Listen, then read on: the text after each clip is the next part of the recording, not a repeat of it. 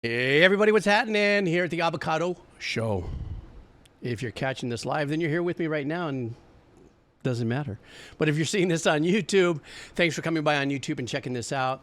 This is a VOD of the live show on Twitch with the link down below. Today was scheduled for a complete cheesy wheel, but I had a little bit of a glitch yesterday. Well, it wasn't a glitch. Anytime I get to see my family is a good thing. I had some family things that show up on my to-do list all of a sudden, and I did it. And so today we're going to kind of do dono combo, lean on the cheese a little more, and so that's my story, and I'm sticking to it. All right, guys, so let's do this. I want to say hi to everybody here in the chat, of course, and they're kind of waving and cheesing it back to the YouTube folks when they see it later. I also did release finally the 17th, I think it was, VOD that we did.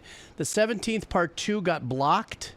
I sent in the disputes. Hopefully we'll get that resolved, and that'll be up for you guys to see on the Abbacado Twitch channel on YouTube. Freaking blocking this punk ass. All right. So we are going to start with dono makeups though. So hey, Bad Scuzz 044, welcome. So everybody in the chat say hi. Every time we have a new time chatter, you know, I always like to introduce them to the chat. So everybody say aloha to BD Scuzz 44. And let's just go ahead and start. I am doing dono makeups because of the way things kind of shifted from yesterday. And then we're going to lean into the cheese. So we're starting with Great Sage Sun wants a band called Lo, L-O, I believe. And the name of the track is called Time Heist. And he says, this one has been stuck in my head for about 2 weeks and counting. The sounds of the 80s are timeless. Bonus points if you can recognize some of its specific inspiration. So he's challenging us to see with any of the influences on this composer if we can identify it from the 80s. So I'm looking forward to you guys firing into the chats if you can see where, in fact, this comes from. All right, guys, here we go.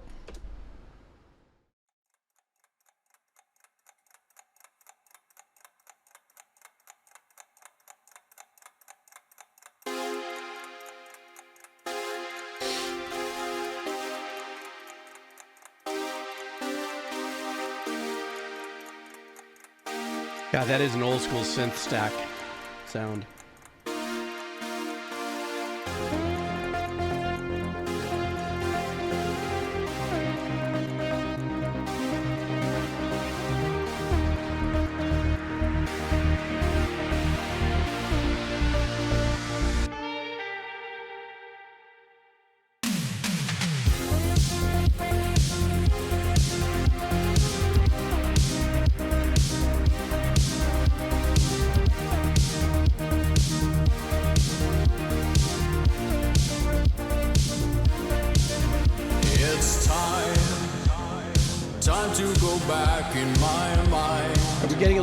Mode out of this. Searching for a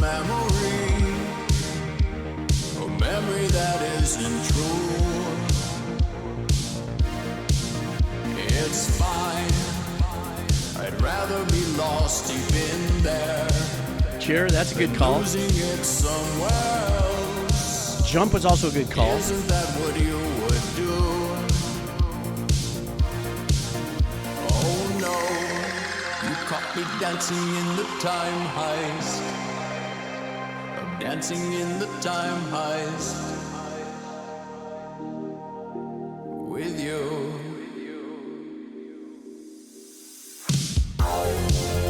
Listen to that Bowie bass line.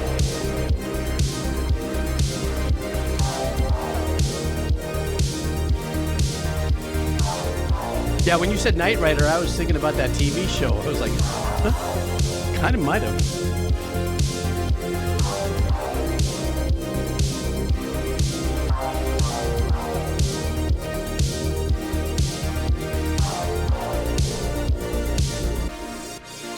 I know you're taking your time with my heart. Oh, this is cool. This cut time thing. Come on. Treasuring all of the moments you made for us both. I'm broken. but I lie with a smile in my eyes, never seem to open. So I move instead. Oh, Human League. you caught me dancing in the time heights. I'm dancing in the time heights. With you,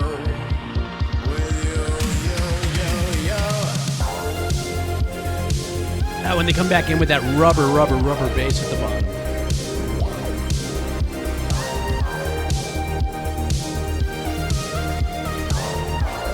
It kind of covers all of the European 80s styles too. A little flock of seagulls in there.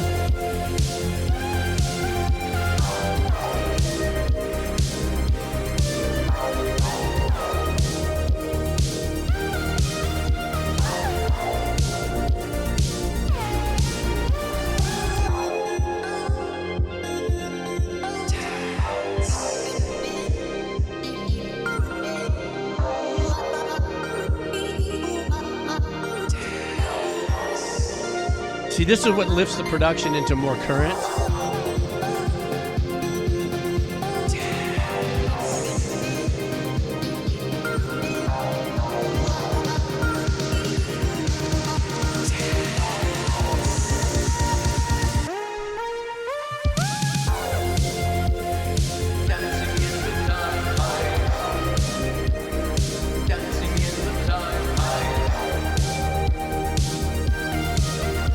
Yeah, the Human League is another good call on this too.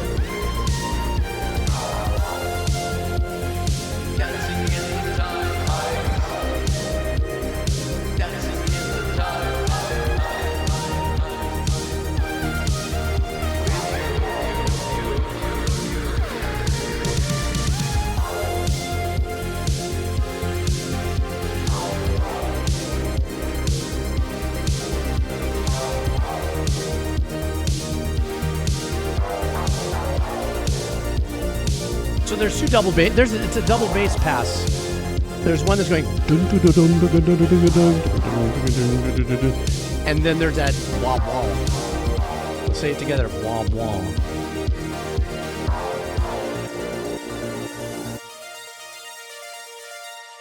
Really good call on the 80s from you guys.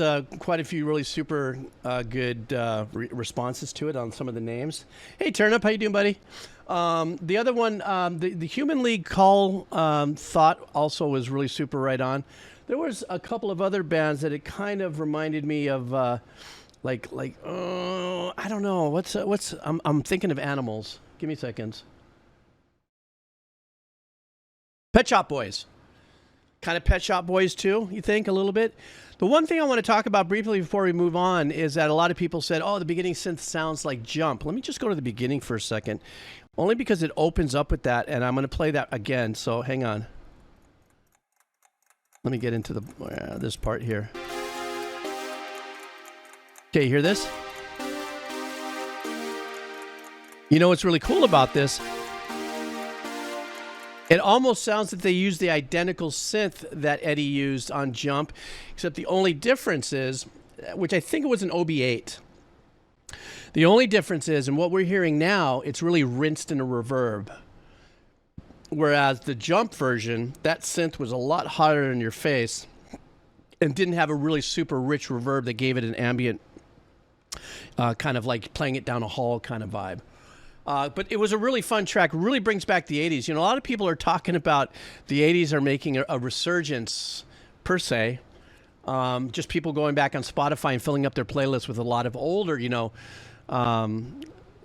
Depeche Mode, Pet Shop Boys and stuff, because I don't know, maybe the energy is that kind of music get us in a good space and a good mood, because everything back then was written in a place where there wasn't the kind of anxiety in the world that we're experiencing now. So a lot of the music from the 80s, albeit very kind of cheesy sounding at certain times, drum machines and stuff like that.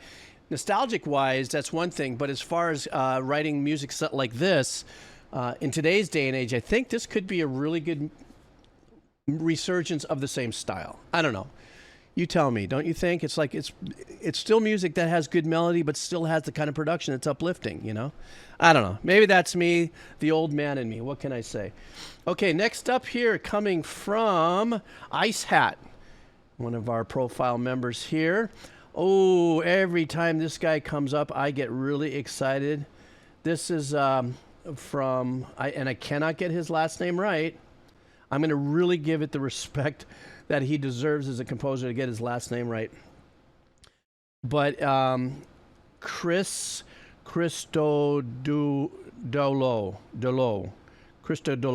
okay. So obviously, I love this. This is Risk of Rain 2. And this here, the message is, the boss track is the final culmination of the Risk of Rain 2 expansion into the endless depths of the void. It features renowned Greek saxophonist Dimitris Tsakas. And the name of this track is The Face of the Deep. So if you guys are ready for some Risk of Rain 2, I know I am. Let's do this. All right.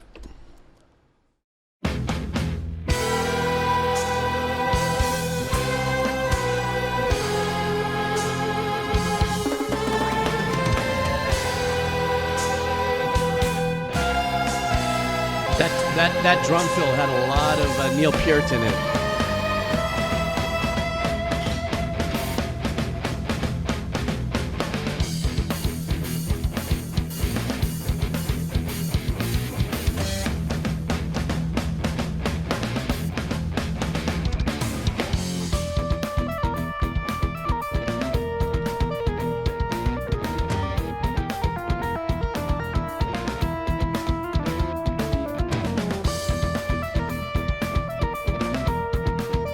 What a great lead sound. It sounds like it's monophonic. God.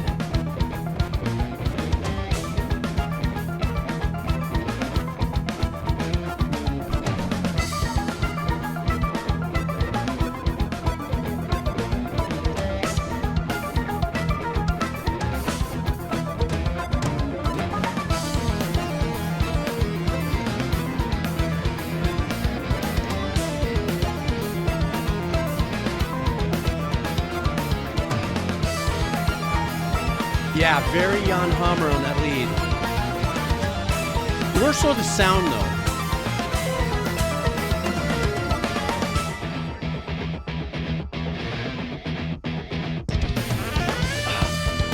On this side, there was a very unique rhythm arrangement with the other guitar. Oh, here we go.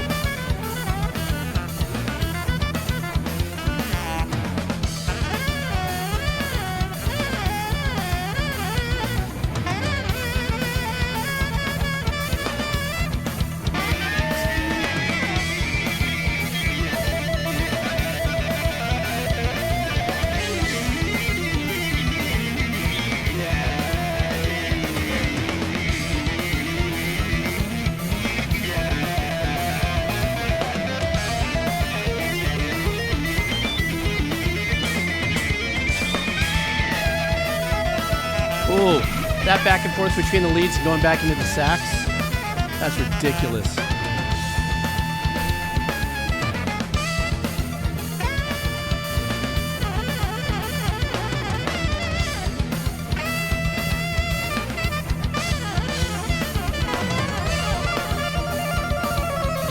Okay, I want to just stop. I know we're going back and forth in the seesaw between different synth lead sounds and the saxophone player, which I think is a brilliant dynamic there.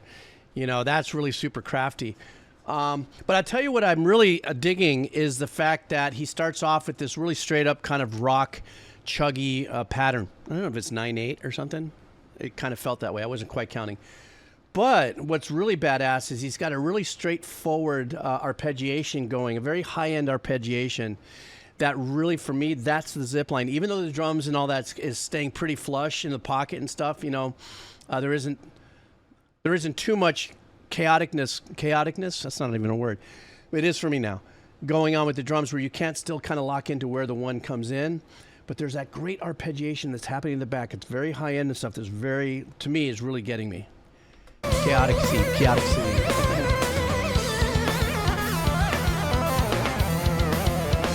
Yeah, you're right. Dream Theater touch as well.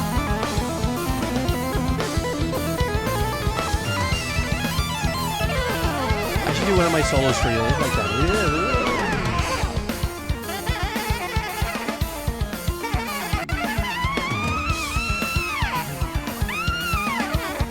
it? 343454. Maybe no. 3454. I don't know. I'm talking on my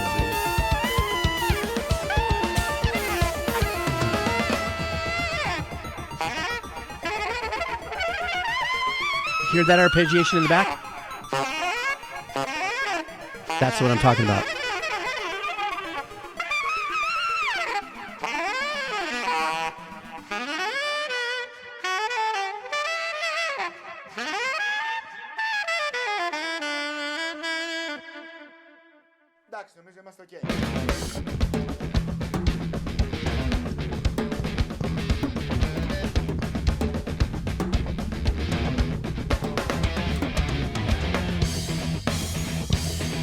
That's great.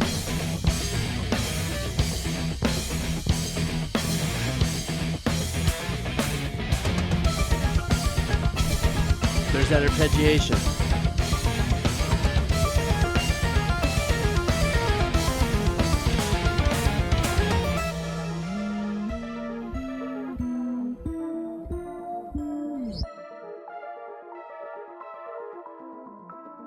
And just to think this is music for a game.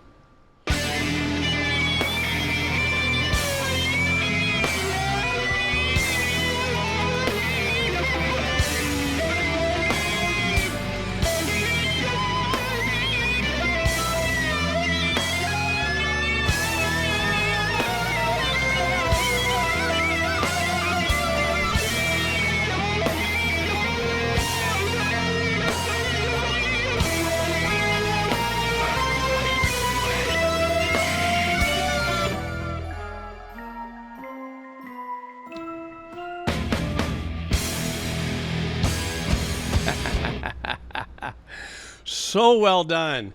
So creative, as if it was scene-centric, like a lot of these changes. I don't know if this is part of a... You guys know I'm ignorant about this, so I need you guys to save me on this, but I don't know if this is a part of a DLC or if this is actually part of a scene here. It says Faces of the Deep. So I don't know if that's part of the game or if that's one of this composer's complete projects, like I guess the albums or the tracks that come with it. Nonetheless... You know, I'm gonna keep saying this until the day I die. Hopefully that won't be for a while. But the beauty about composers that write music for video games is they have boundless opportunities to stretch what they can do as composers compared to, let's say, you're in a band and you write in a genre, you know, and you flex sometimes, you know, and you maybe shoot off of the genre, but you're pretty much locked to this. And you can really experience the depth of these composers in many different ways. They can turn on that, and we hear it a lot from, oh my God, who's the Japanese composer that writes for Metal Gear Strive? Is that the one? That I did the other day, where you hear this music and then they turn around and they could be so emotional in a completely different style of composition and so ethereal and ambient and not even a hint of that kind of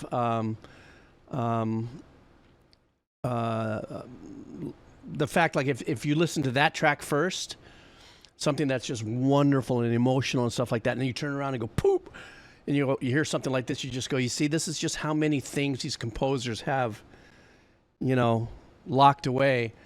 That video game composition allows a composer to expand on all of their potential possibilities creative-wise. You know, I'm going to flex on that all day long on that. That's what I've loved about this journey on Twitch and the channel, because you guys been showing me all this stuff, and I'm like, bruh, you know, to me being... A successful composer, to me, is whatever you want it to mean to you. So whatever I say is successful doesn't mean that it translates to, oh, Jeeb says you're successful. I mean, if you make it $15 for a piece of music that you write, then you're successful, right? If you base it on, I was paid for my artwork. But I think the brass ring for composers that are shooting for a different kind of success may not any longer necessarily be about being a composer for movies and film. I think if you can expand that and you become a composer for games, then you have a much broader opportunity to expand on your talent palette, if you would. And not all composers do that.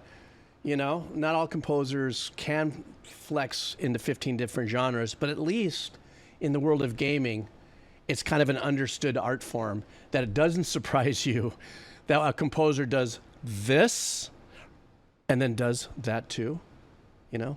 Sorry, I went on a little long on that because I'm passionate about that, and the fact that my career is pretty much, you know, I'm a clutch composer now. I just got a phone call this morning from another TV production post house that's in a clutch or in a that's in a tough situation and they need a clutch job done, and I can do that, but not in the capacity of video games. I don't want anything to do with that. I leave it up to the young composers, and not that anybody would ever call me for shit anyhow. It doesn't matter. Anyhow, that's what I'm saying. All right, here we go. I haven't been reading the comments, so I don't know if you guys are, what you guys were saying, but I'll scroll through it again. Okay, who's next up here? Narwhals. This is a band called, oh, I'm going to have to open this. By the way, guys, got a real bad joke for you while I'm processing this. Are you guys ready for a bad joke? Clean, though. How come cows have hooves and no feet? How come cows have hooves and no feet? 3, 2, 1. 'Cause they lactose. Okay, come for me in the comments. Okay, I'm sorry. Just there. Just, I get it, okay? I'm sorry. It was clean, right? You know, I lean in on like, most of the stuff I'm working with kids, right? And the puppets and stuff, so I have the little clean jokes. Okay, I'm sorry. All right, next one is going to be from Narwhals. This is a band called Thao and the Get Down, Stay Down. And the song is called Temple. And his message is, thanks for doing what you do, Jeebs. Mahalo, thanks for coming up and showing up and enjoying this with me. Hope you enjoy this one. She's severely underrated. All right, here we go, guys. Let's go.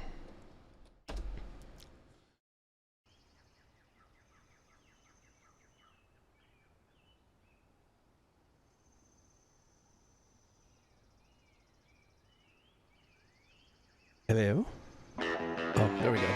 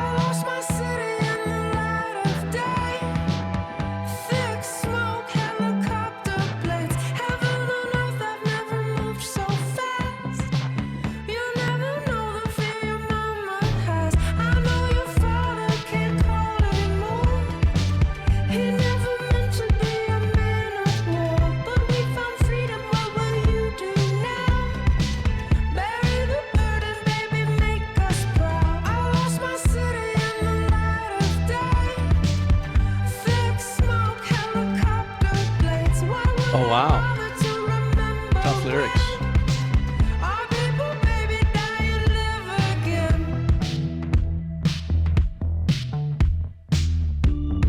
Look at this one. I want you to see. Very raw. Very organic. In kind of a Bob Dylan kind of way. You know, I have been adored by good and kind men. They sent their love with poetry. By day I gave grand speeches. I like how the bass is recorded. It's kind of wide. We danced to be free. I lost my city in the prime of my time. Rolled silk and the dust of life. I was a diamond of the embassy. It doesn't matter what I'm meant to be. Girl, you come from the fortunate ones. Gold sky and a firstborn son. We don't have words for the way you have grown. We'll always feed you, you can always come home.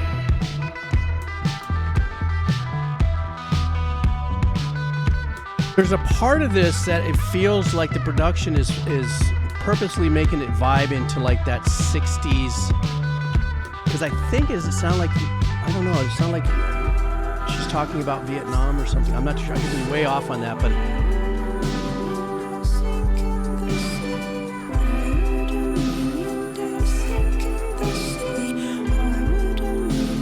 Oh, this is that bass work getting up there on that neck. I don't wanna say more, but I have been here before. I don't wanna say more. Find what Yes, definite Beck vibes as well. I don't wanna say anymore, but I have been here before. I have earned the sorrow, mine to keep.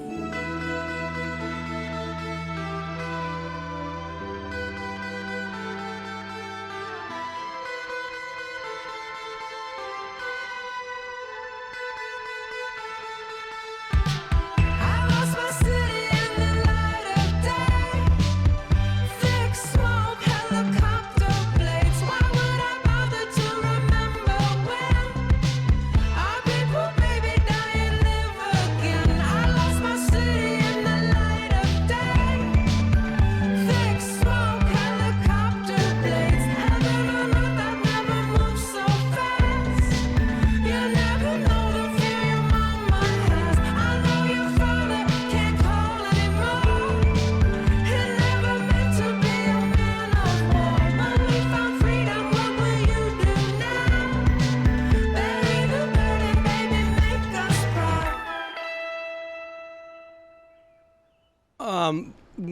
A couple things about this. The production wise, I liked how they let the vocals, the whole. I think the hook is da da da da da da da da da da da da da da da, and it sounded like they tripled it in unison, and allowed it in the mix to actually take more of the stereo imaging lead on this. There wasn't anything uniquely ambient or ethereal about this, except for how the voices were mixed in it, making just that left and right, connection.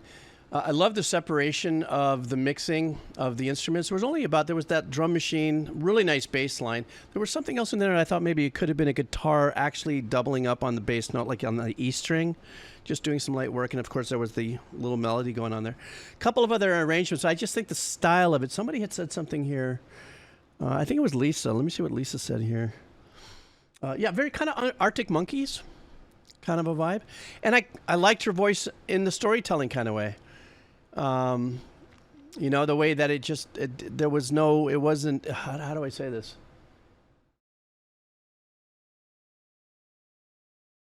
I don't know how to say it. I'll just say that. I liked her voice in it. And I believe what you said also about Norwal about being underrated. And I think I'm hoping that we get bigger movements of these unique genres and stuff to move and press forward, So this was really nice, and a very nice shift on the listening stage here for the Abbacado show. I'm still here. Are you still here? I'm sorry, I can't see it in the chat. I'm still here. Okay, next up is Brexter. Hey Brexter, what's going on? Is UB here? I think Brexter is still here with us in this impromptu stream here. All right, this one is, hey, there's Brexter. What's going on? This one is called PFR. I think I've done something from PFR before. It may have been from the Brexter. This one is called Goldie's Last Day. And the message is, this is a song from the 90s, a Christian band about dog that died. But I thought of you. Oh, no, I'm sorry. Let me get that. This is a song from the 90s. Christian band about a dog that died, but I thought you would like it, the intro, and now it sounds in those and how it sounds in these cans of mine. Okay, I was all blah blah blah blah blah blah. Okay, here we go. All right.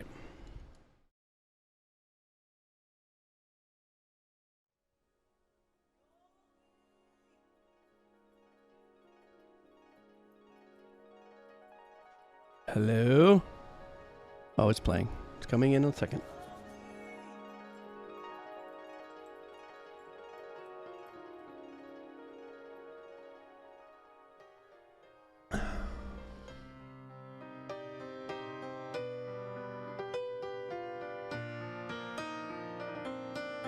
Uh-oh, this might be really low. I might have to restart this.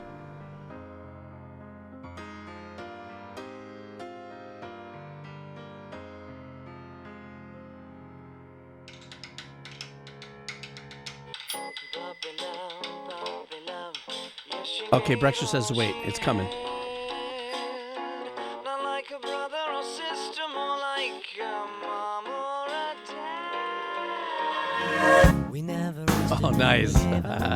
we just marked out commands.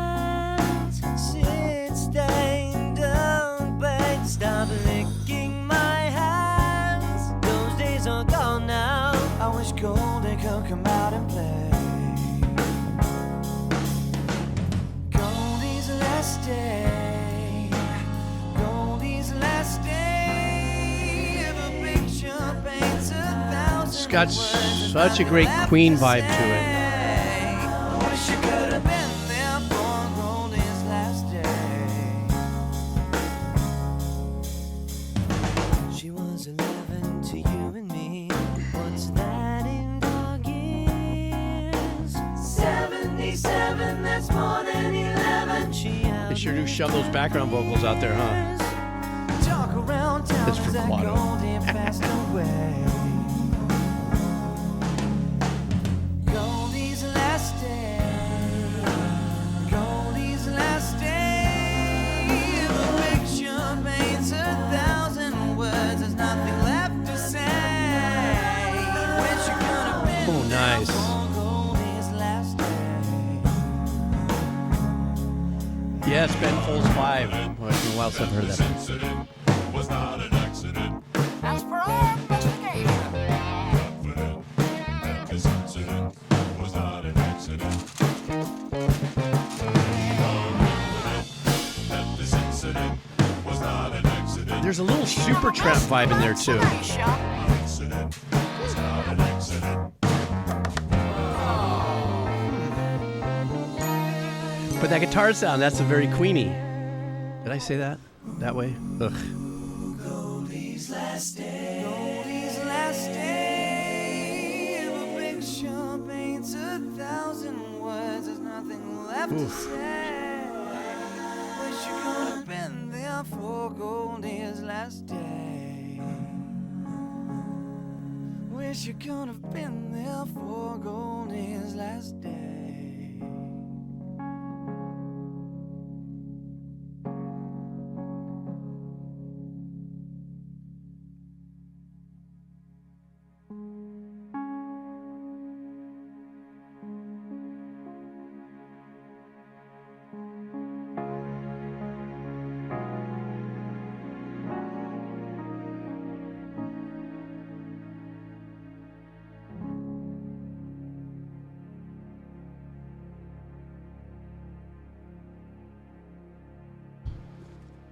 You know what's really super cool about this?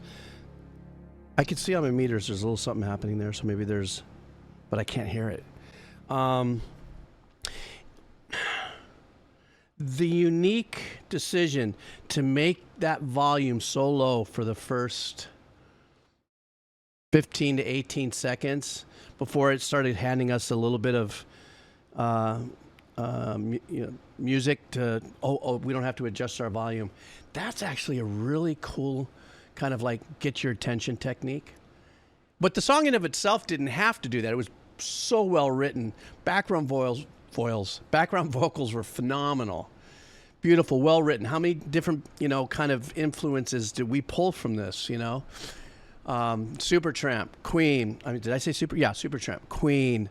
Brian Wilson, somebody said Boys to Men, which is great because that's the background vocal style, yet still very Queen-esque in its composition. There was some really great songwriting in there and very captivating. But I love the really soft, just kind of getting in there. And then we finally get into it, and then it also brings us down the same way. Extremely talented, and I am glad that you turned this on to us here. Let me see. Let me see what that is. I'm going to pop it right here in the link, in the chat for you. Okay, super cool. I just noticed there's just a quick side chat going on right now about a link I have to fix. Thank you for bringing that up, Hot Chick in a Diaper, and I will get that handled. That was part of the catastrophic decision I made as far as, like, I don't mind turning our channel into the Abbacado, but I forgot that our mods had worked very hard on certain things. We broke a lot of links. This one is my my kuleana, as we like to say here in Hawaii. So I will have that handled, and I apologize for that. But we will get it done. Thank you for bringing that up. Okay, continuing on. This is next up from the kebab seller. We all know the kebab seller. Okay. He's probably asleep right now because of the part of the world that he is in. And so let's say aloha to kebab seller really quick, and let's see what kebab seller wants. This is from a game. I said RuneScape because of my dyslexia, but it's RuneScape. And this is a song called A Hero's Return. He says, I'm in for a treat. Also, the very last horn section is a motif of the main theme, which makes it more impactful. Oops, crap. I got to get the link. I almost ejected it by accident. All right, guys, here we go from RuneScape. Let's go.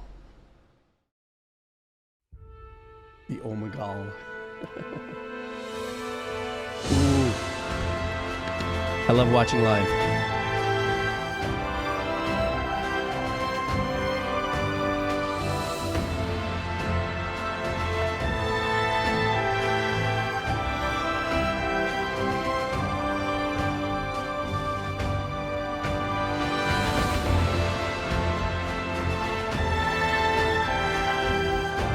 That lower ostinato mixed back, but it's there.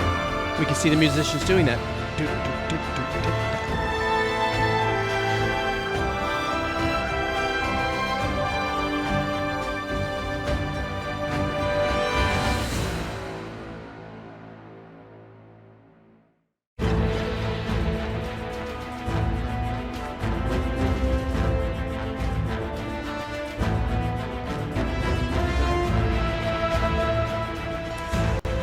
Can you hear the violas in the first seat and the first strings or second strings are holding that ostinato? Match what they're doing and listen. This is orchestral listening. Watch and see if you can identify the arrangement.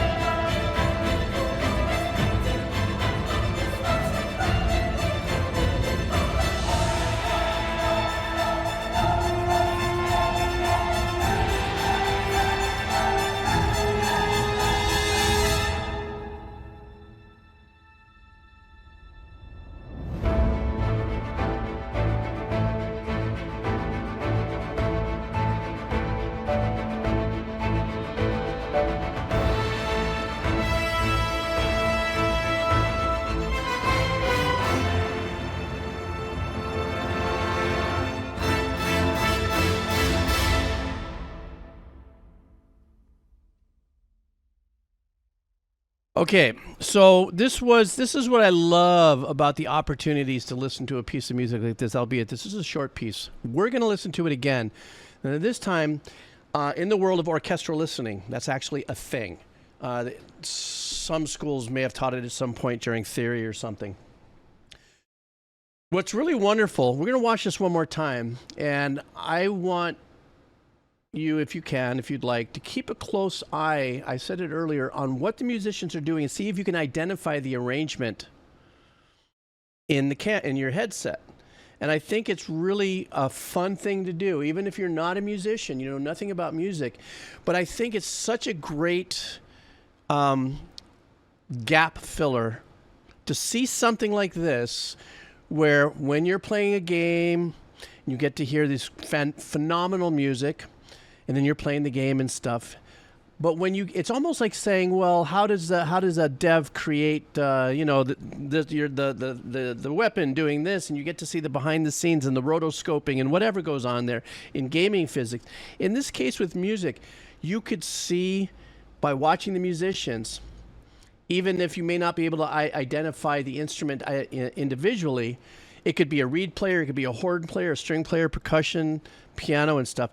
And you kind of give this whole different dimension of enjoying music by watching them.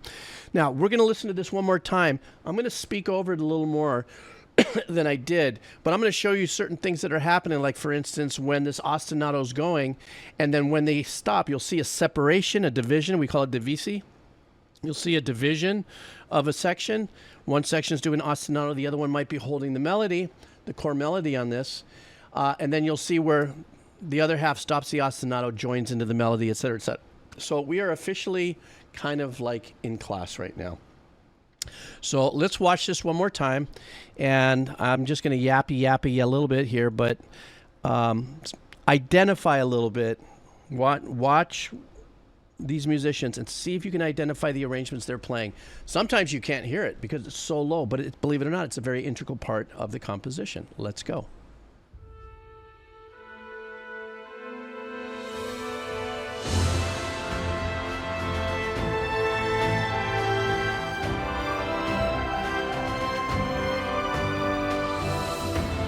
Can you hear the cello? Watch the cello. So you can, he's doing something and you have to listen for it.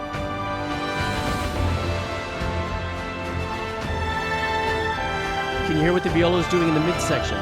Gave it a little more lift.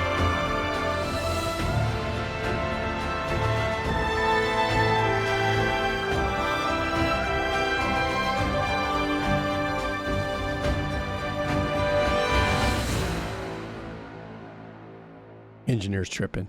So I loved being an engineer. So he's the double bass, and you hear he's grinding the bottom. See them on the upper right? There they are.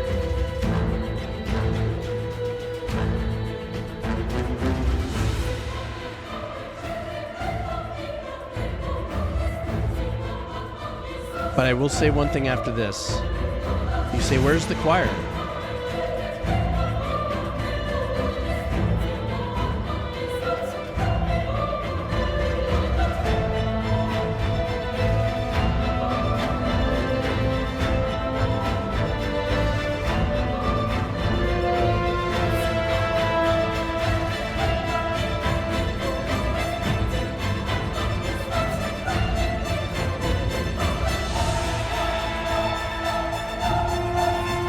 Now you see the agitation, what they're doing with that ostinato.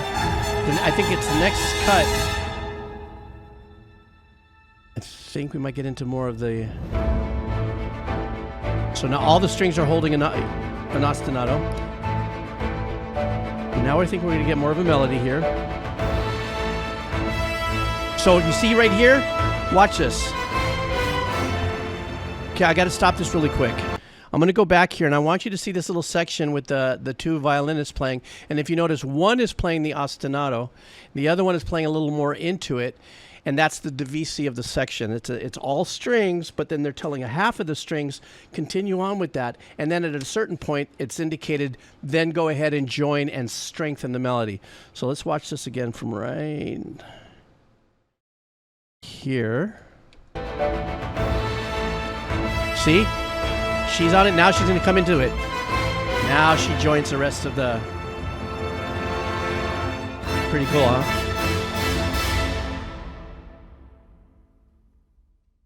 Yeah, those mics are old ribbon mics. Okay, so yes, they were either one of two things. They were either playing two existing tracks. Okay, because I heard a couple of other things that were kind of synth-based... percussive loops going on just a little bit, it sounds like. Definitely the choir, right? There was no choir there. What I don't know if that was added on later, which I'm going to take a guess and say that the choral pieces were added on later after this was recorded. But I don't know. But they actually did play to a click because you could see the count off to the composer right there. That's not a bad thing. It's because if I was, with whatever knowledge I may have as a composer, if I needed to really have that married to something that I was going to compose, you want to make sure it's as tight as you possibly can get.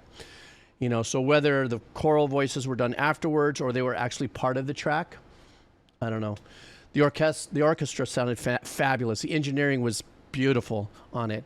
And then for whom that noticed about the big mics, those are old ribbon mics from old school days. At least it looks like it. They're very fat and stuff. They're incredible for a kind of room ambiance. So the mics weren't pointing down at the conductor. They were actually pointing away and up to catch the room ambience. So, you know, that's why you see me get all whipped up about stuff like this, because we don't get the opportunity a lot to go through this. So I hope you enjoyed that little breakdown. And, you know, obviously the questions are great and everything, but that's my story and I'm sticking to it.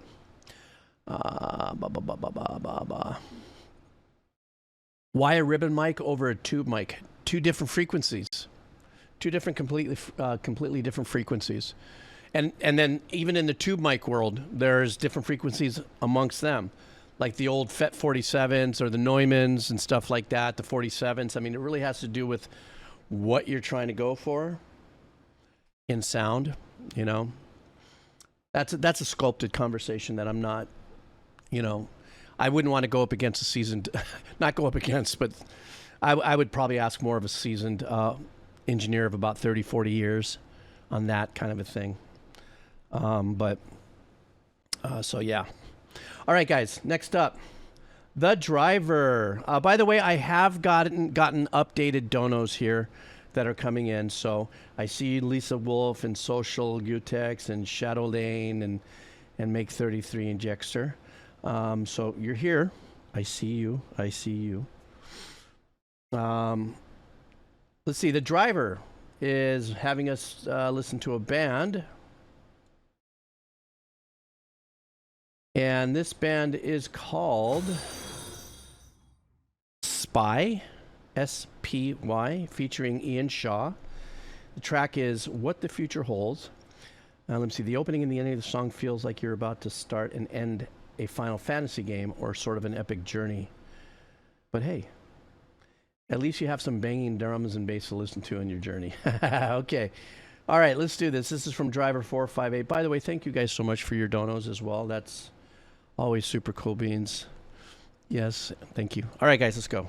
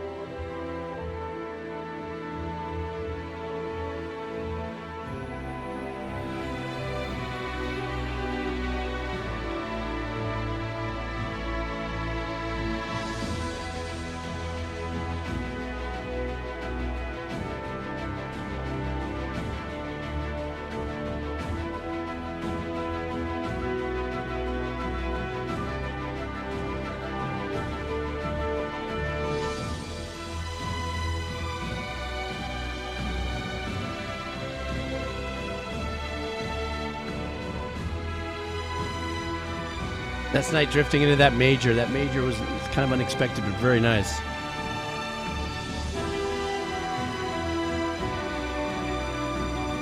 Yes, very superhero.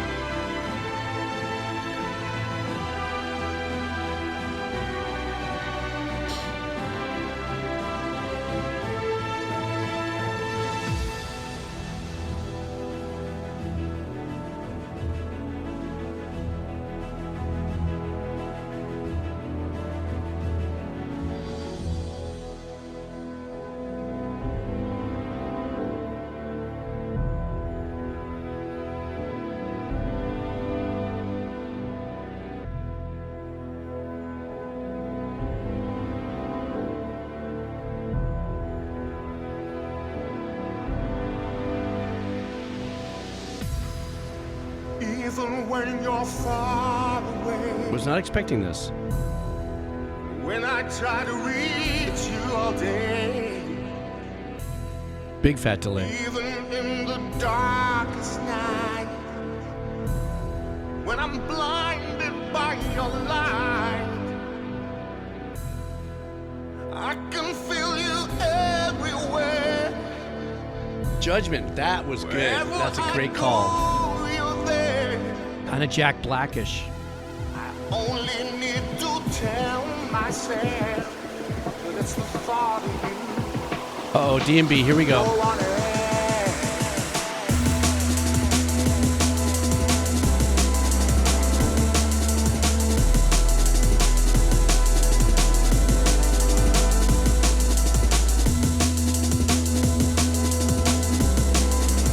What a great texture shift.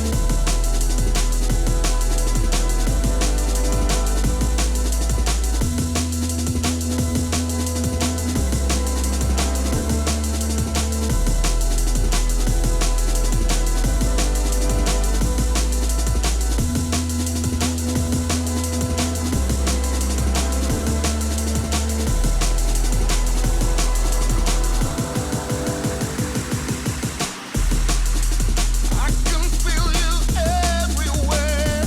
Oh my God, you're so right now. I can't get Jack Black out of my Wherever head. I go, you're there. I only need to tell myself that it's the thought of you.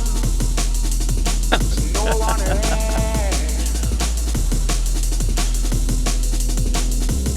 When the doubt in my mind. Oh, there it is. Big ass delay.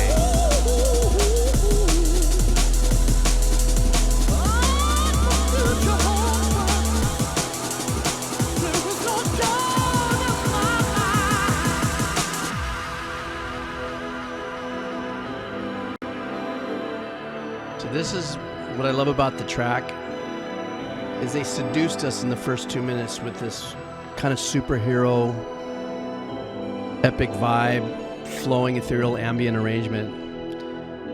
And then they injected just enough Driving through the ice and snow, sizzle to it with that D&B beat. sliding on my feet down low,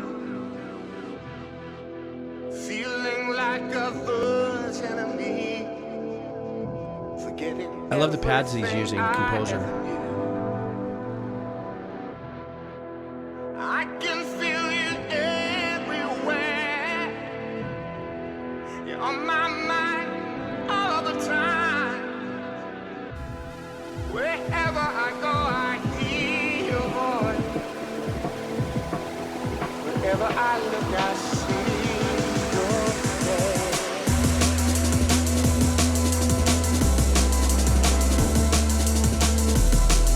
Oh, that low bass went a whole octave down there. He dug into it.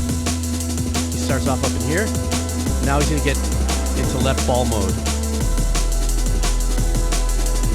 I don't know why I said it that way.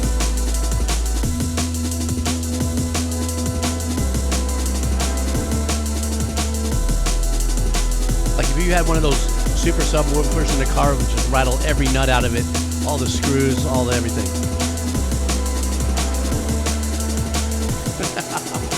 I can't. My metaphors are not working for me today.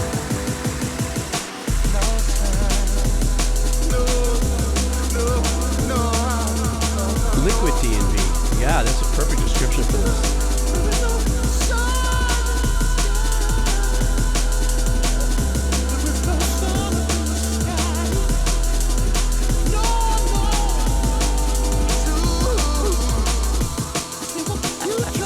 Send your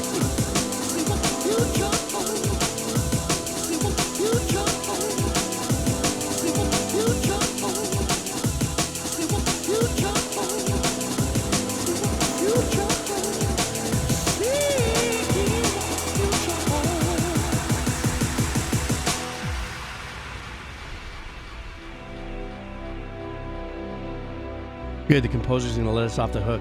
Just let us glide through this now.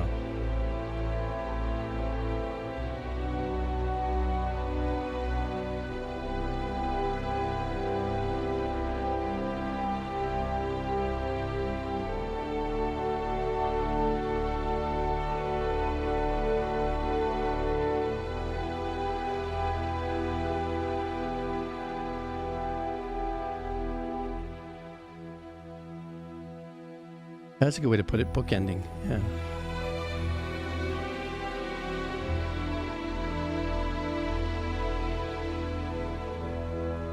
Synthy hybrid orchestral sound. I love it. It's so ambient. But the drone. Even though there was a change there, it's still part of the song right here. And he'll end up on that. Almost guaranteed.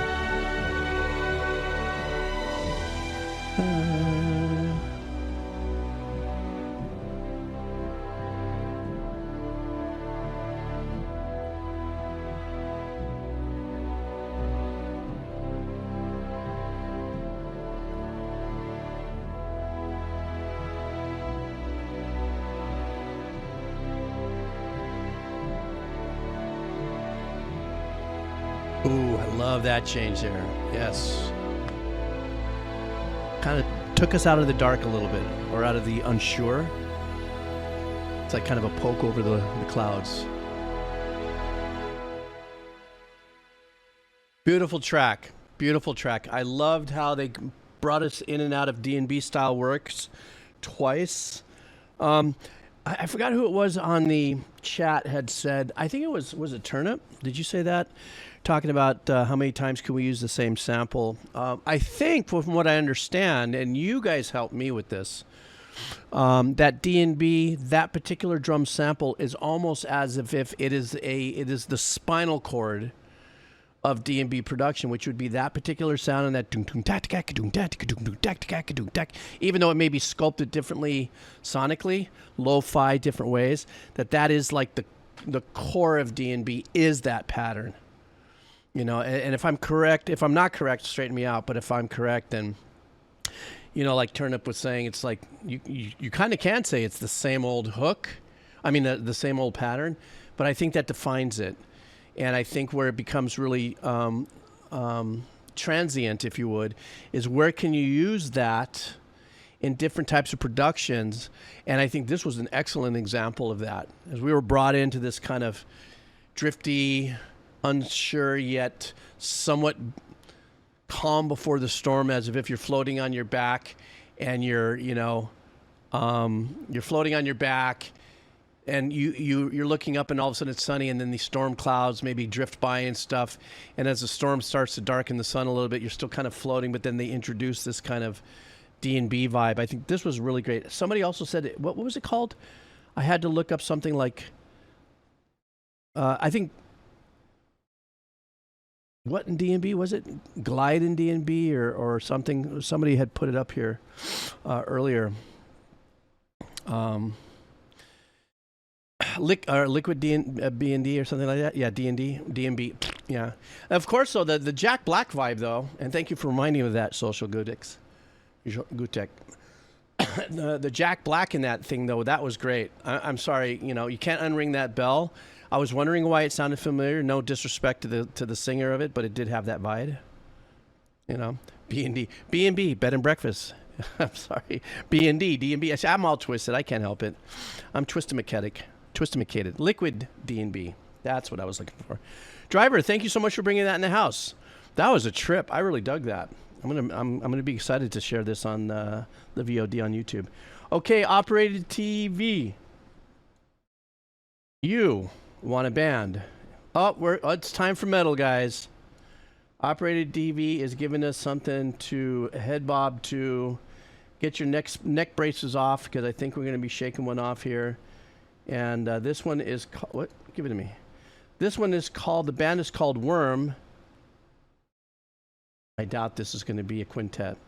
This is called Empire of the Necromancers. Necromancers? I don't know what that means. But let's do this. Are we ready for all of my metally meddlers? Are you guys ready? Oh, yeah. Look at you guys popping off in the chat. Because I don't know. Does it gent? Or does it slam? Or does it doom? Or does it something? I don't know. Here we go.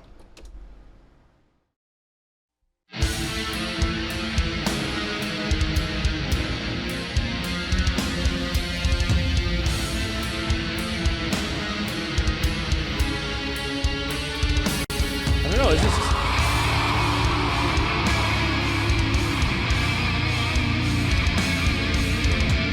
Guys, what genre would you put this in?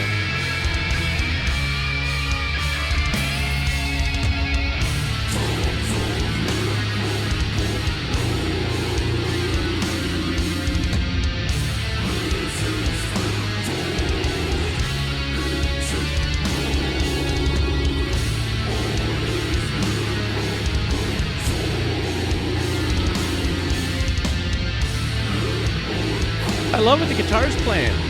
The melody, it's dark, it's insidious, it floats with all that reverb.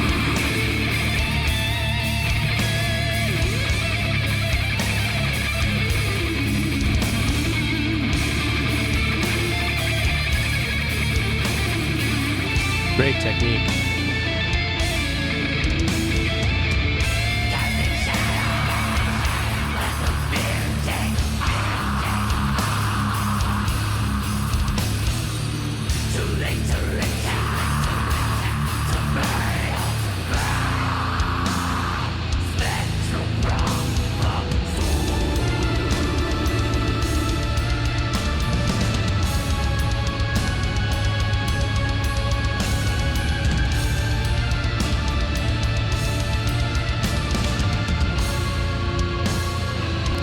Sound there in the drums that went down.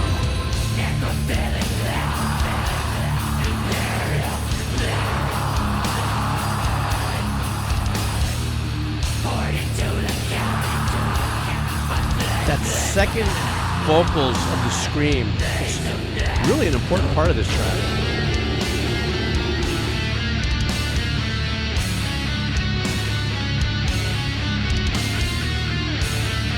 I like the bend on the rhythm guitar. I don't know if it'll do it again, but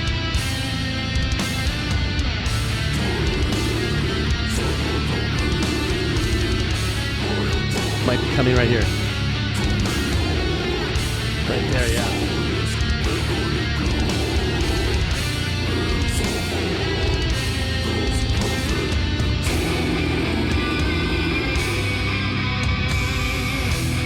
They come in with such nice musical arrangements here. That's that unique tug of war between the darkness of the genre, yet shining on the musicianship and the arrangement abilities.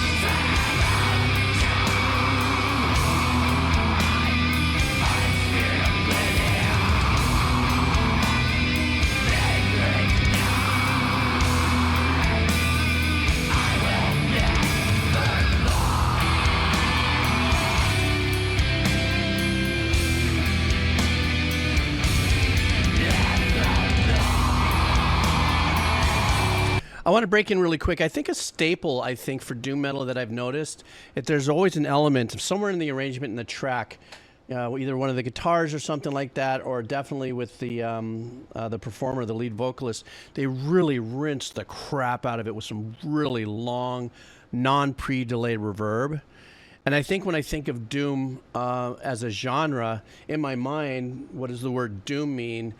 Would be like a long, dark hall of misery. That's just my theory of the mind. That's what I think.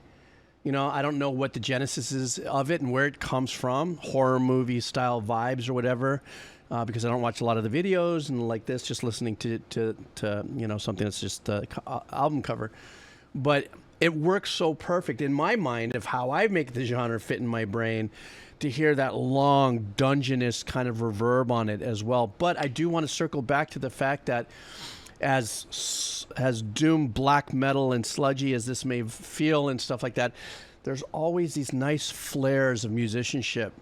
You know, I hate to put like a sugar coat on it because it's supposed to be doom, it's supposed to be gnarly, but these musicians are writing some great melodies that are behind the vocal performer, you know, I think to give us an essence of musicality perhaps in it.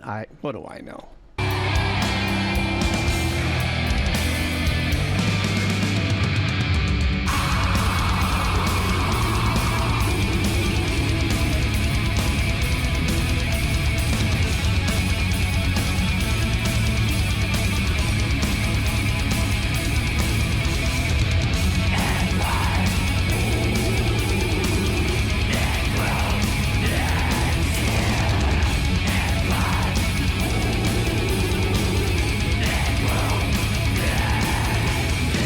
way to put it, Chili.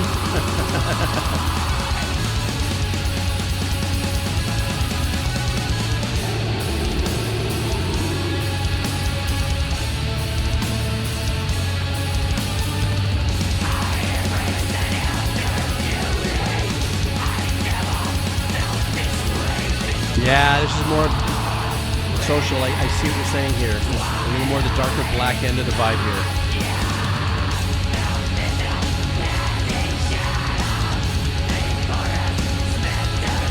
There's something trippy going on with the drums here.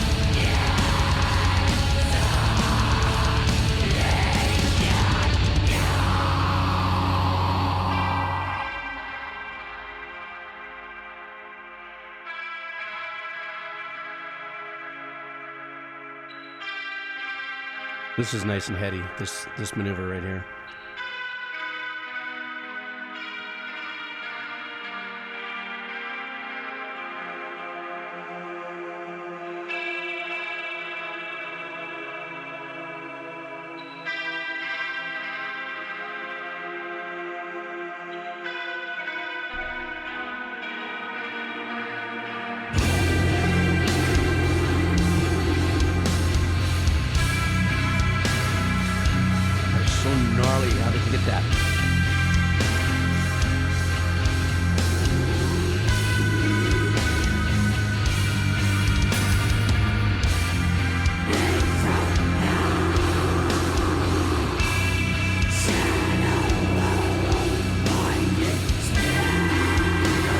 This is great layering with the voice.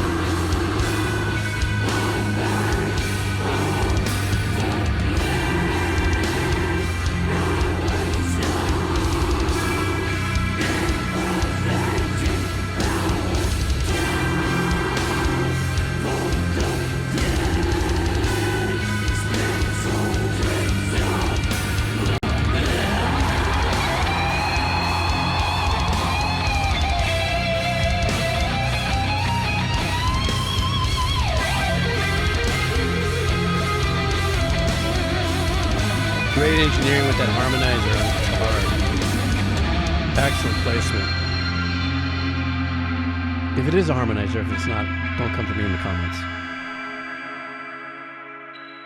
It sounded great.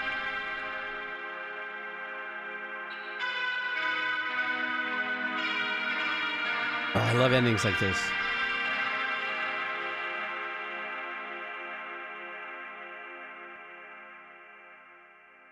Really nice too, and they give us a nice little tail there to actually have a minute to stop the track here, because they want that reverb to fade out true to 100, to 0. But yeah, this kind of experience for me is always really fun, because I've been suggested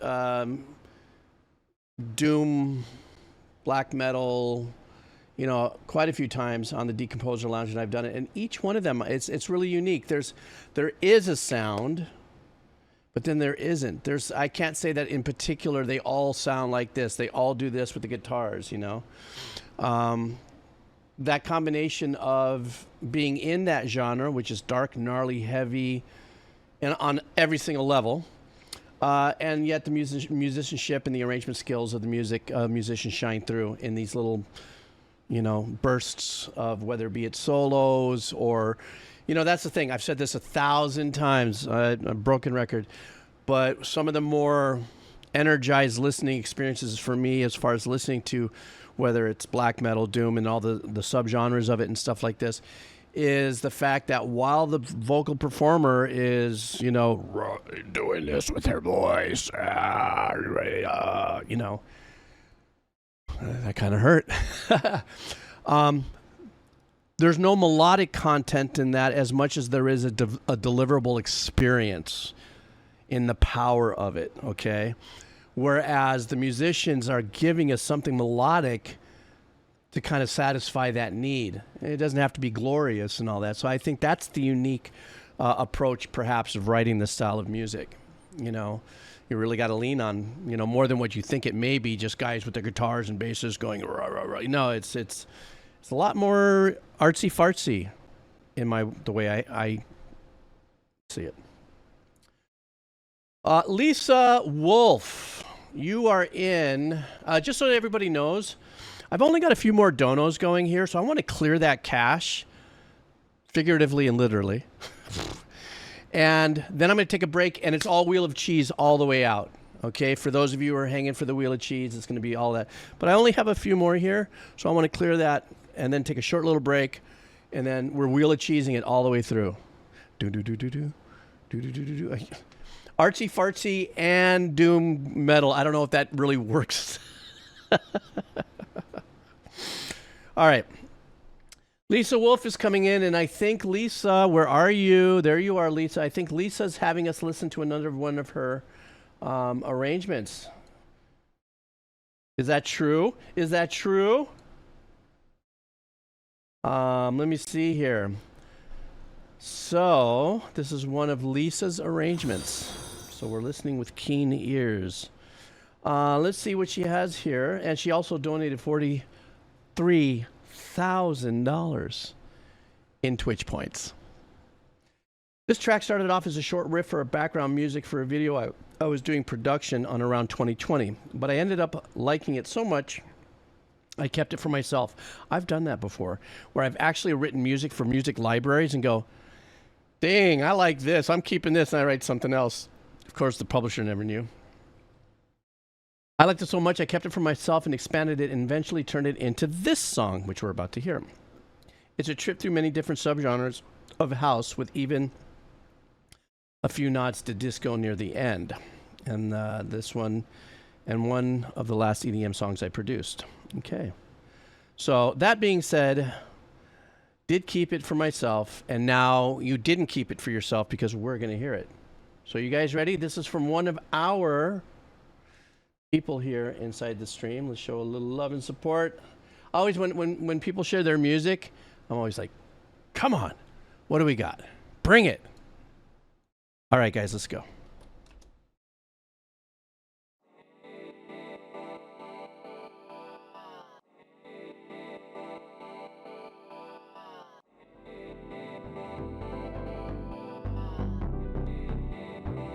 Ooh, I love how you brought up the bass.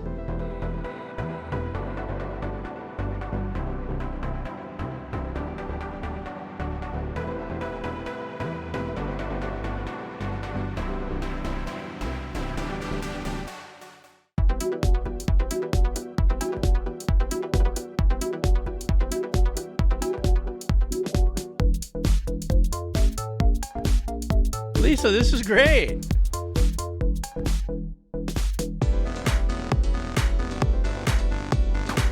Three different snares so far. Ooh.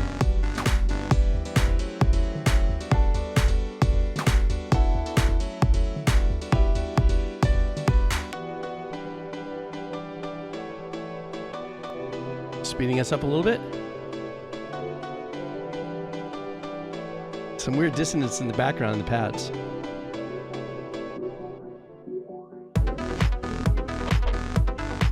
Oh, that was a trip.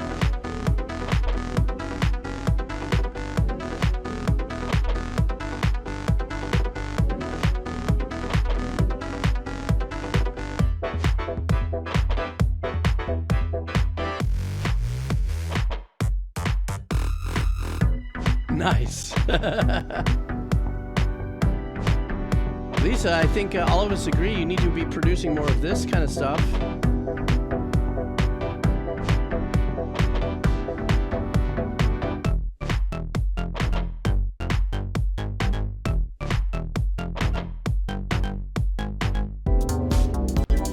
Nice, the match of those two tones for that little lead you did there.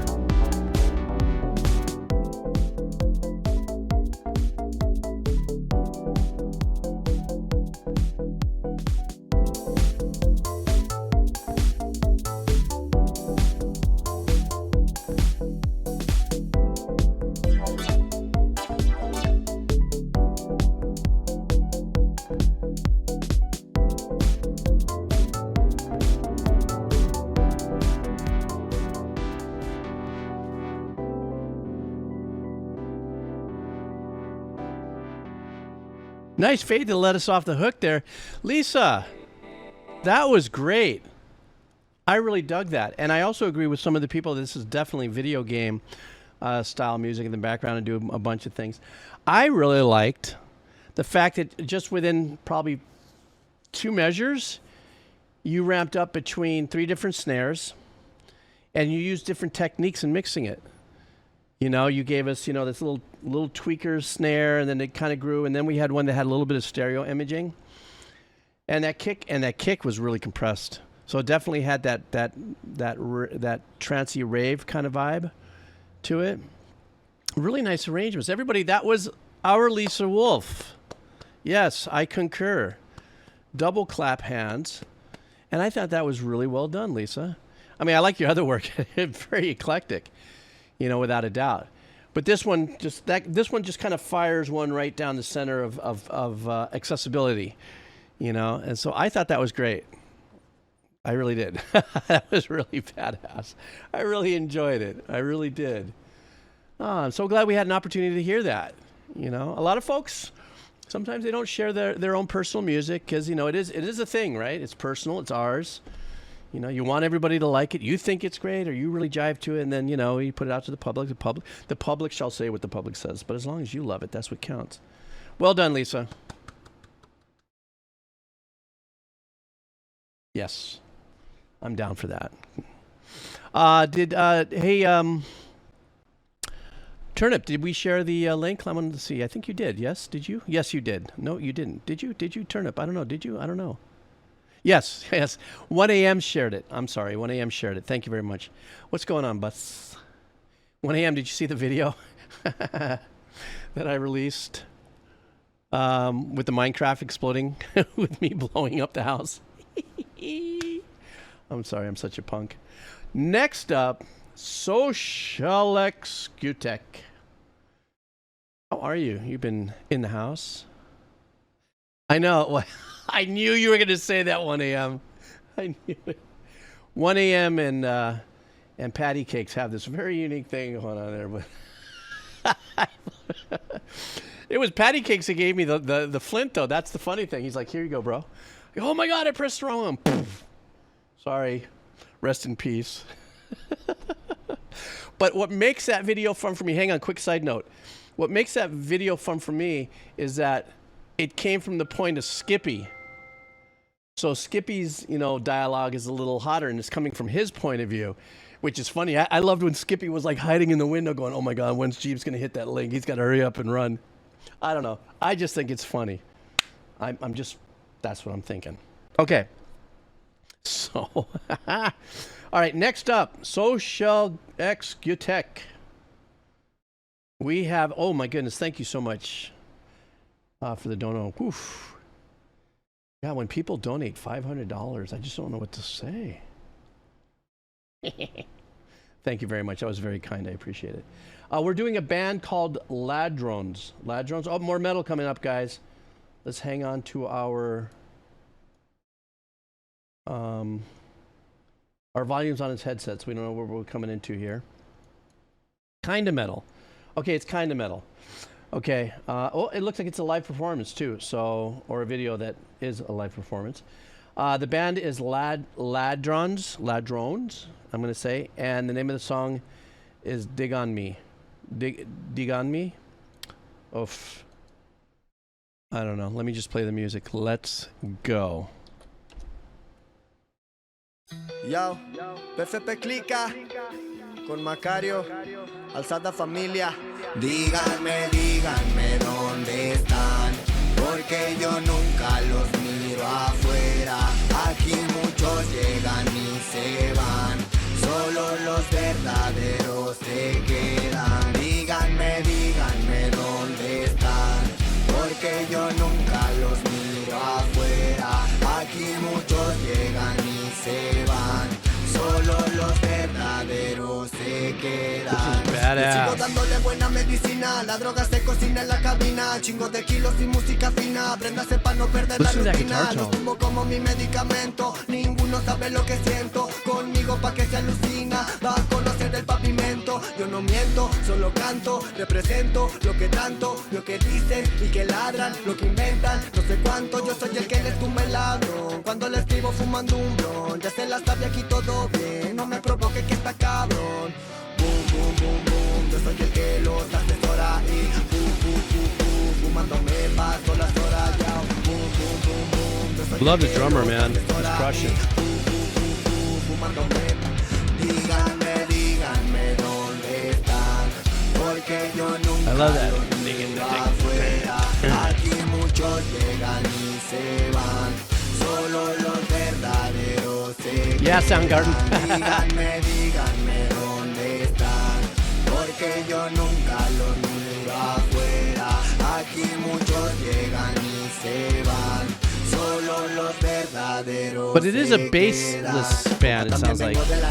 So relying on the guitar player like an Animals as Leaders vibe to carry the bottom end. La vuelvo a rifar, ya lo sabe. Andamos activos, como no, siempre listos para la misión. Ya sabe que somos así, al enemigo dando topón. Yao, cálese pa' acá para que te espera, pero si no traes para que te esmera. Locos en la noche en la carretera, vivas de la troca una quematera. Por la espera, no hay frontera, ponte al tiro ahí de pantera. Mi bandera, yo sé cuál es, no se comparen, no somos iguales. PFP clica, el Macario, la que rifa, alzada familia. Díganme dónde están, porque yo nunca los miro afuera. Aquí muchos llegan y se van, solo los verdaderos se quedan. Díganme dónde están, porque yo nunca los miro afuera. Aquí muchos llegan y se van, solo los verdaderos se quedan. Okay, the background, can you hear the little bit of the synthy vibe? I think that might be the guy who's playing that pad. It doesn't cut to him often on the video, but...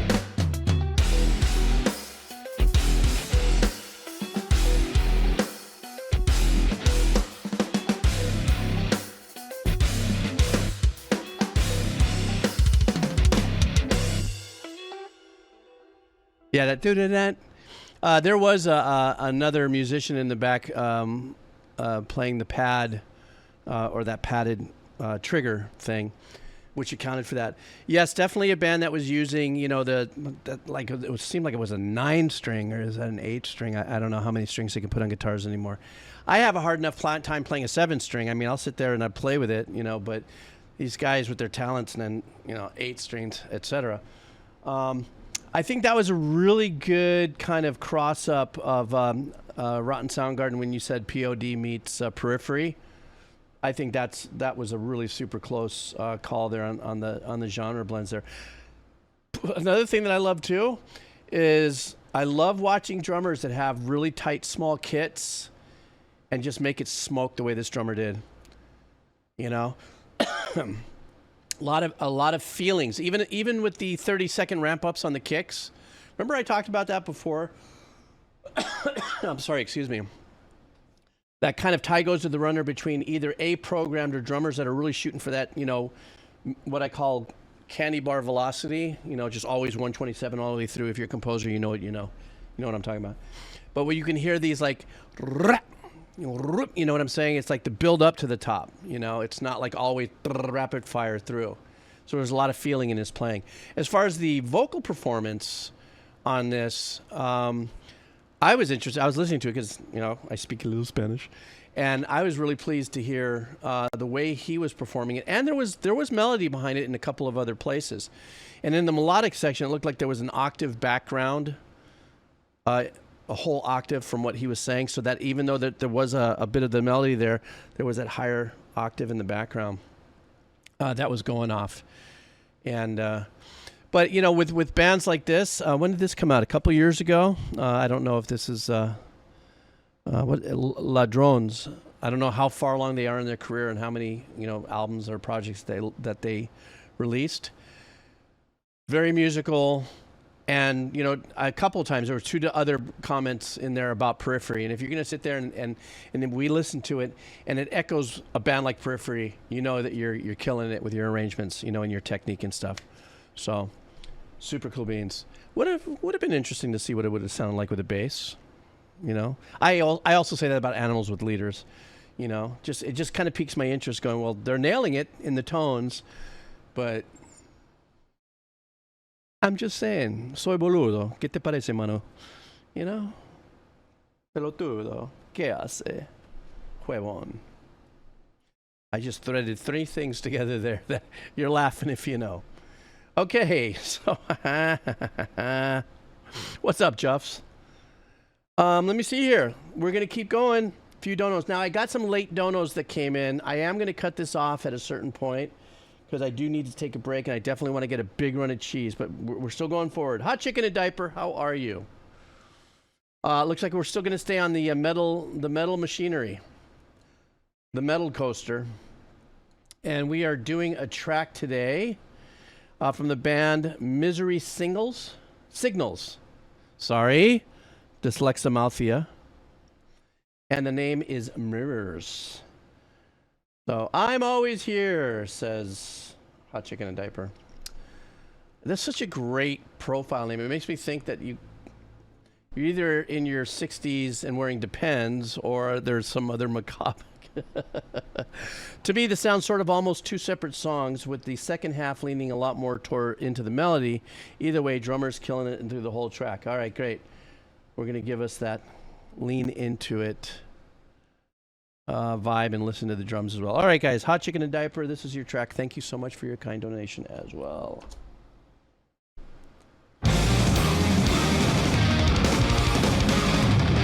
I asked for bass and I got it.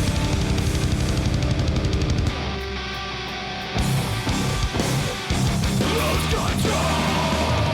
You find yourself moving or rise from the road. Attention, your addiction. This is part of the guitar.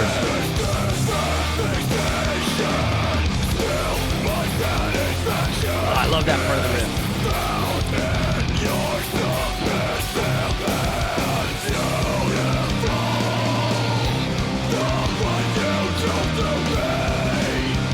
Listen to the bass! I love what he's playing there.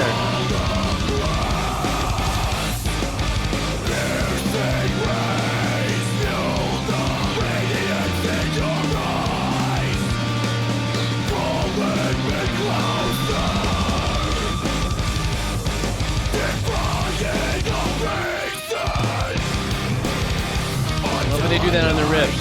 So you can stay up on the neck.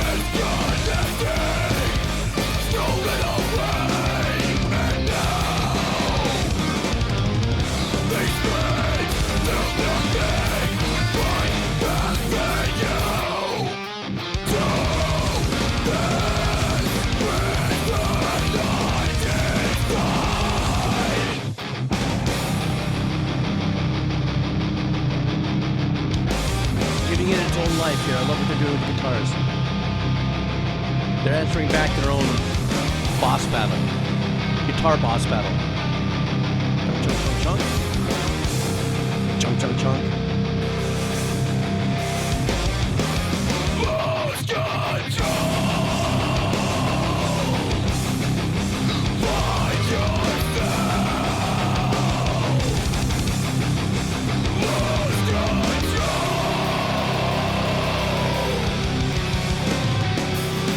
I like that.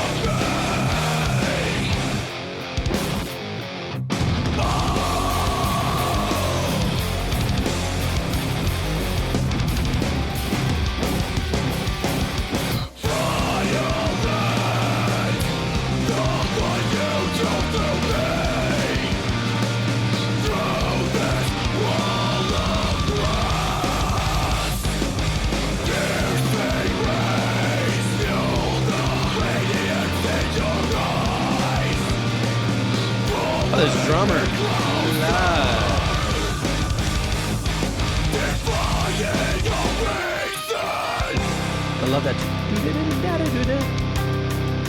Oh, this is nice.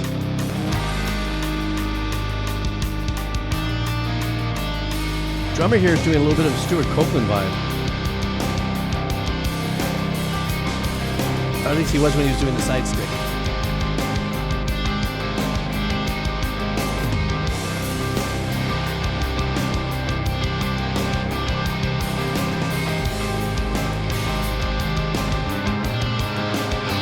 Look at that bass tone.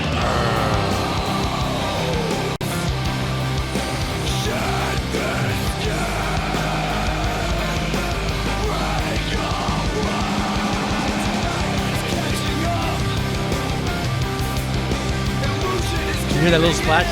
Chee with the cymbal. It's there.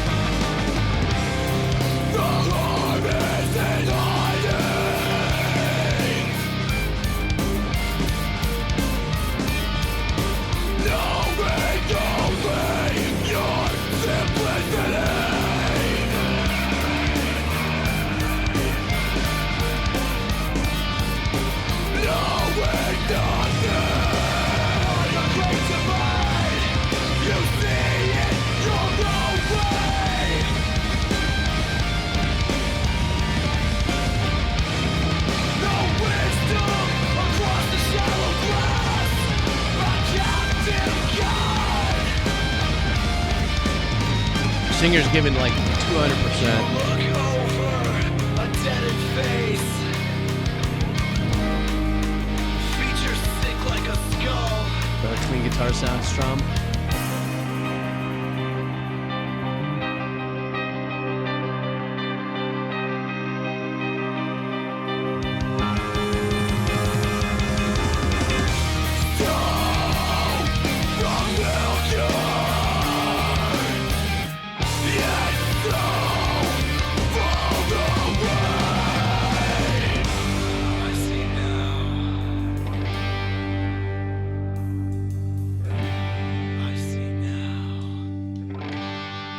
Nice. I knew he had to come back with People's Elbow.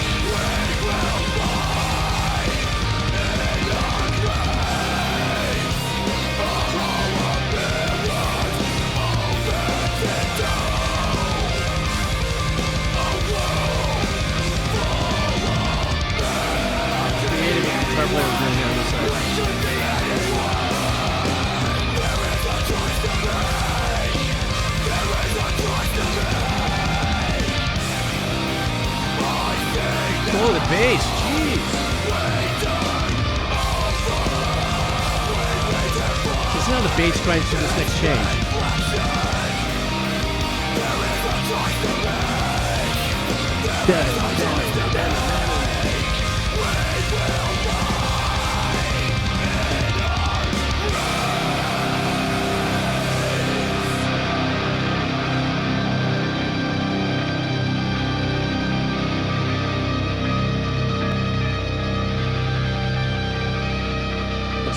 This one glass off.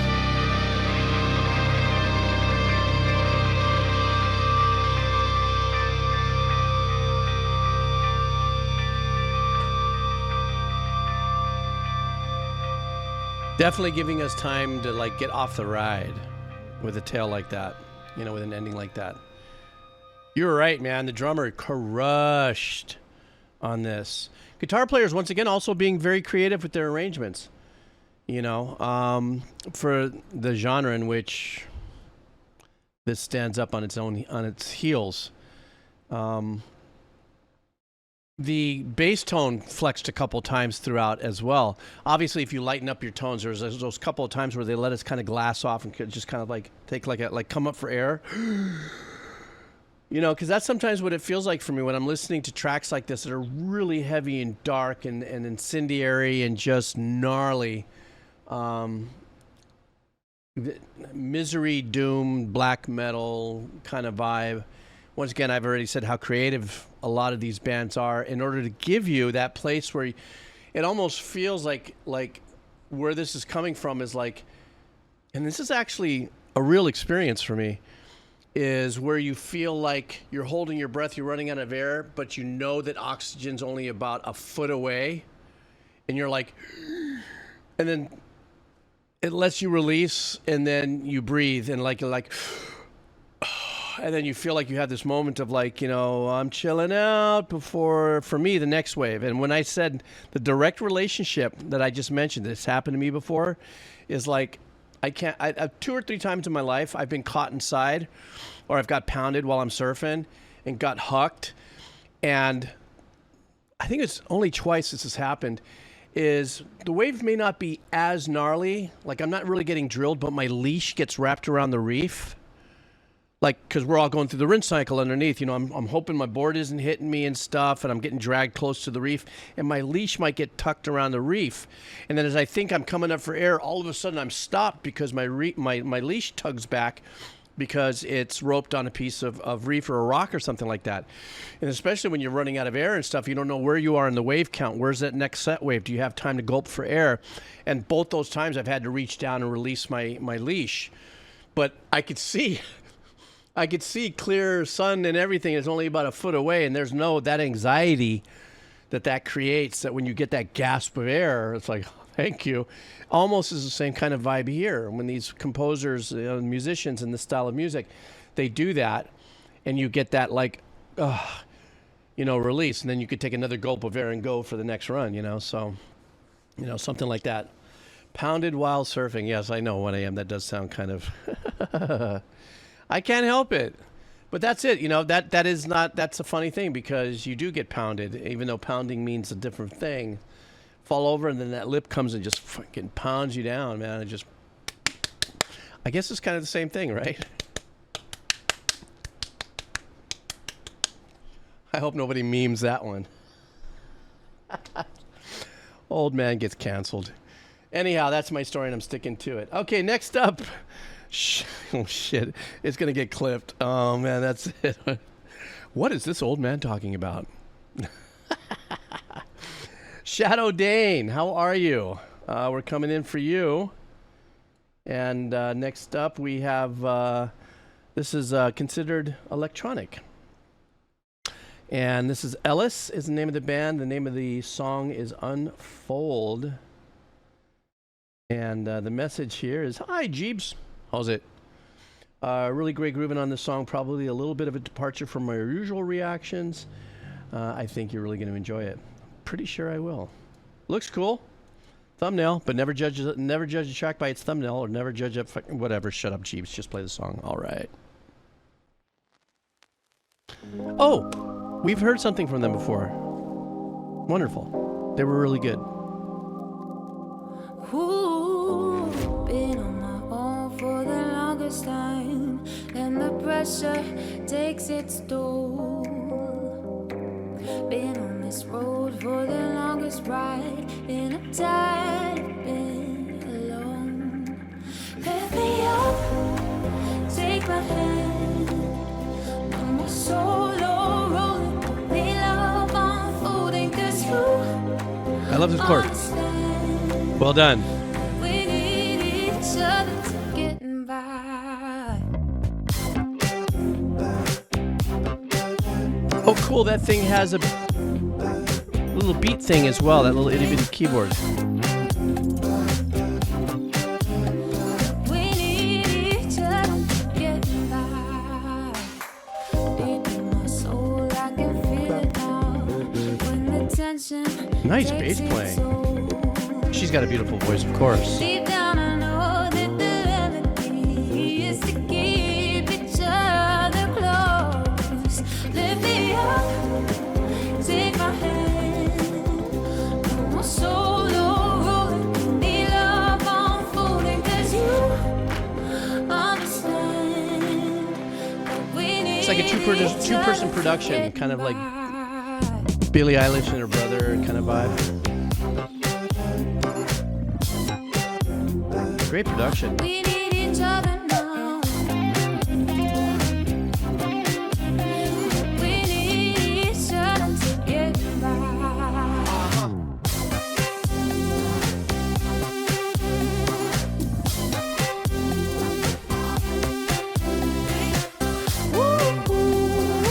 I like what the turnarounds on the chords. This guy does a really nice job. A little bit of that bass mentality thinking in the turnarounds.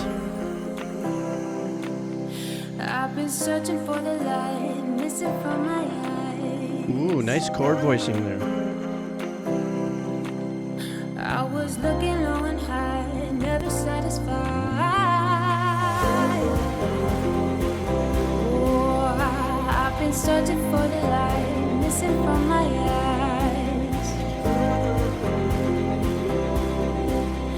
But we need each other to get by. Lift me up, take my hand. No more solo road. Love her voice. Sultry, but yet still has a snap of progressive vocalizations there with her riffing.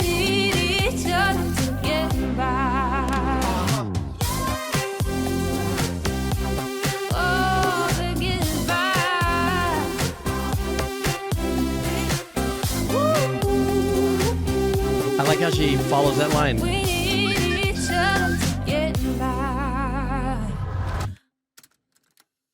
She did a great job. I love that track. Now, are these folks well known?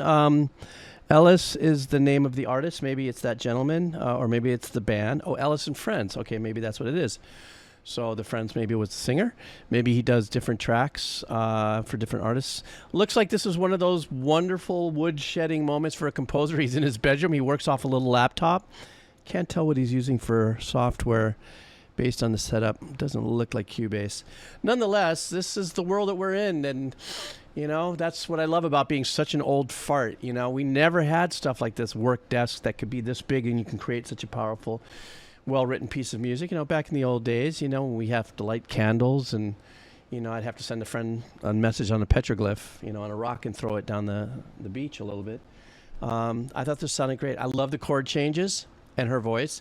Guy, and I think the guy's, the composer's bass brain, if you would, when you're thinking like a bass player, contributed also to some nice turnaround techniques.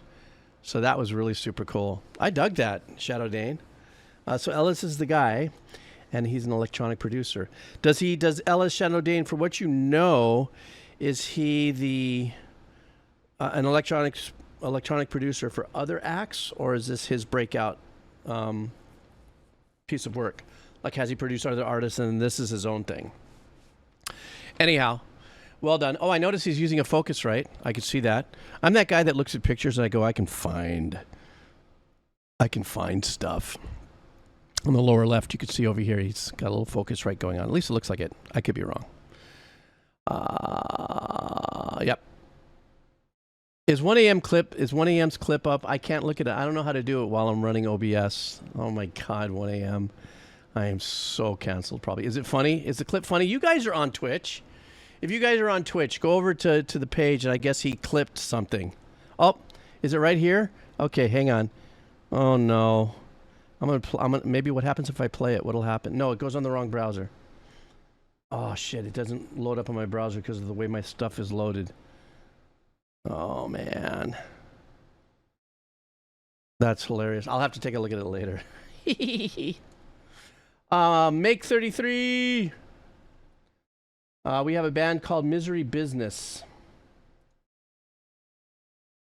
Misery Business. Wouldn't that be hilarious? Though I don't care truly about becoming any more successful as a content creator, but I have done a ton of stuff all the way from my Abba Jeebs days to this, to the channels and stuff. Wouldn't it be hilarious that a little bit like that is the thing that puts it all over the moon? That's just how the world works. Okay, this is Paramore is the name of the band. Oh, this is going to be great. This one is called Misery Business. Oh, no, wait a second. It's not. Wait, I thought the name of the band was Paramore. There is a band called Paramore too, isn't it? I could have made that mistake. Hang on. Been a lot of talk about emo music in your chat these days, so I figured I'd suggest this. Paramore is one of the... Oh, okay, I got it. It is backwards. Paramore is one of the few bands from this time that has aged pretty well. They just finished touring, and they opened for Taylor Swift. Wow, that's pretty ginormous. So let's check this out, guys. And opening up for Taylor Swift, that is some calling card action right there. That is standing on business. Let's go. All right. Probably making that stupid little face of mine that I do when I'm listening to things is so I don't know at what point and how deep they went on the layering and stuff like that. But there was really great overdubs that were happening there.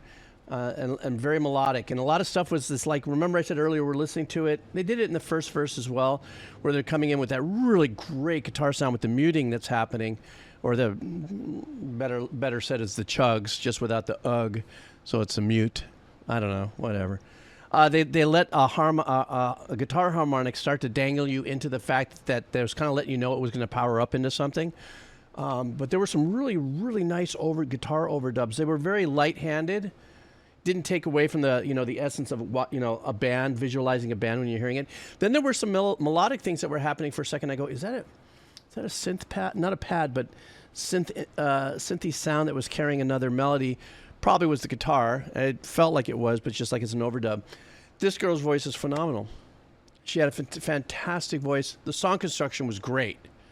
Very energetic. Of course, watching the video too. That was the video married well with it.